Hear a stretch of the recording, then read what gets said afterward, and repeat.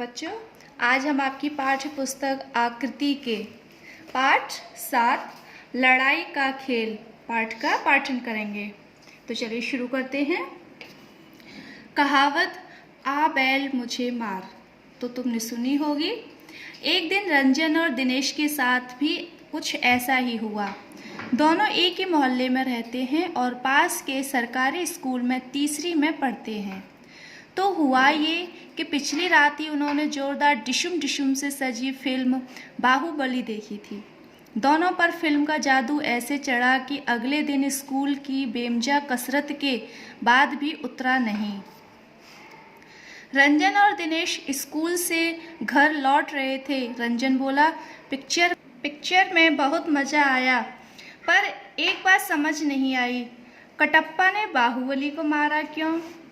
छोड़ यार, जब दूसरा भाग आएगा तो पता चल ही जाएगा, दिनेश ने सुझाया। अपन तो फाइटिंग खेलते हैं।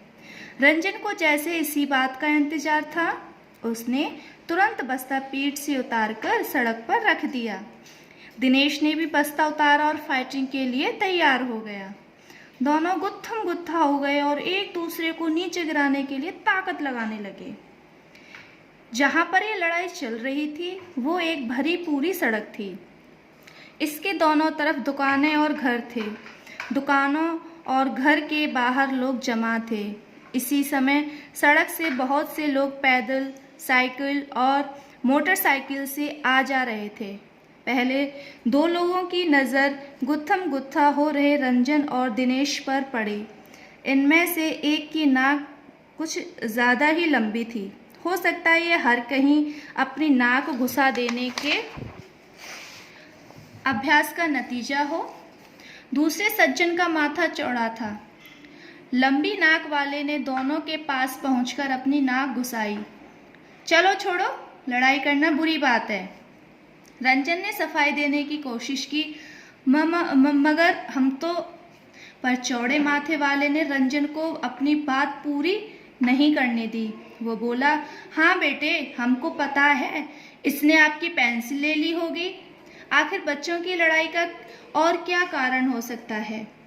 रंजन और दिनेश अपने दोनों मददगारों को हक बकाए से देख रहे थे। इसी बीच वहाँ 4 और तमाशबीन आ जुटे। इनमें से एक बोला, मिलजुल कर रहने में ही भलाई है। दूसरे ने समझाया, लड़ाई से बर्बादी ही होती है। तीसरा बोला, लड़ाई में जीतने वाले को भी फायदा नहीं होता। भीड़ बढ़ती जा रही थी। सब लोग बढ़ चढ़कर लड़ाई के नुकसान गिनाने में जुटे थे।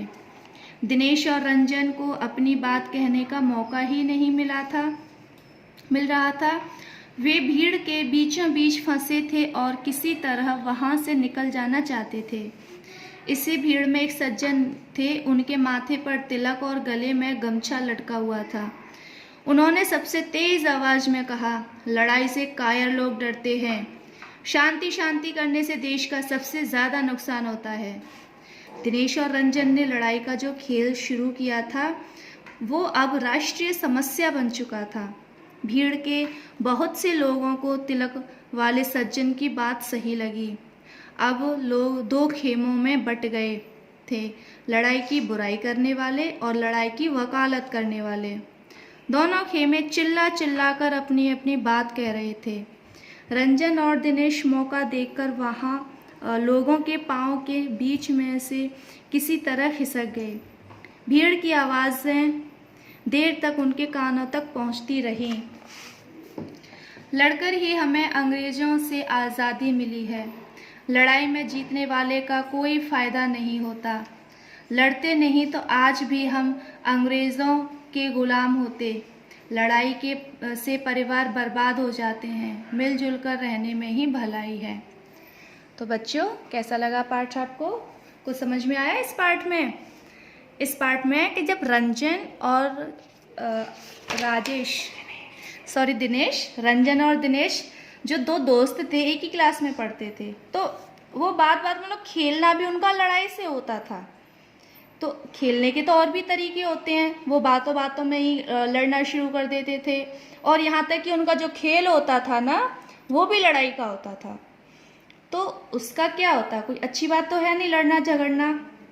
तो आप लोगों को भी अपने घर में या कहीं भी आस पड़ोस स्कूल कहीं भी किसी से लड़ाई झगड़ा नहीं करना चाहिए। अगर आपको कोई बात करनी है तो प्यार से उस बात को करो, और लड़ने से कोई फ़ायदा नहीं होता।